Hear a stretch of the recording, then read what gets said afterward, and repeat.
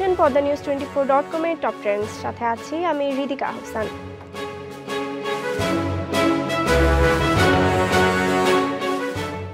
Indian premier league IPL এর সেরা বোলারের স্বীকৃতি পার্পল ক্যাপ।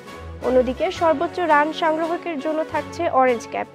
এবার আসরের শুরুর দিকে টাইগার পেসার মোস্তাফিজুর রহমানকে একাধিকবার এই পার্পল ক্যাপ নিয়ে মাঠ মাতাতে দেখা গেছে।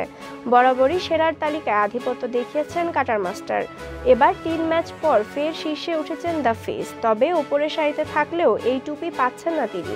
রোববার সানরাইজার্স হায়দ্রাবাদের বিপক্ষে জোড়া উইকেট শিকারের দিনে ফের শীর্ষ উইকেট সংগ্রাহকের তালিকায় শীর্ষে উঠেছেন লাল সবুজের এ প্রতিনিধি।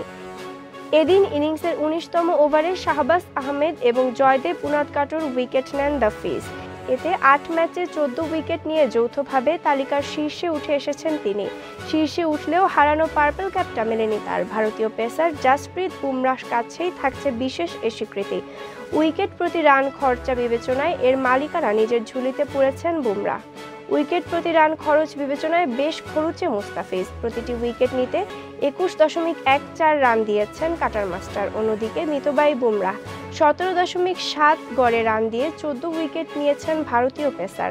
14 উইকেট নিয়ে তালিকার পাঞ্জাব কিংসের হর্ষল প্যাটেলও আছেন, তবে রান দেওয়ায় ফেসকে ছাড়িয়ে গেছেন তিনি। প্রতিটি উইকেট নিতে 23.38 গড়ে রান দিয়েছেন তিনি।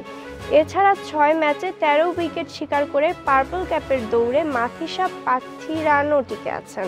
ইনজুরির কারণে আসরের শুরুর দিকে 3 ম্যাচ খেলা হয়নি তার।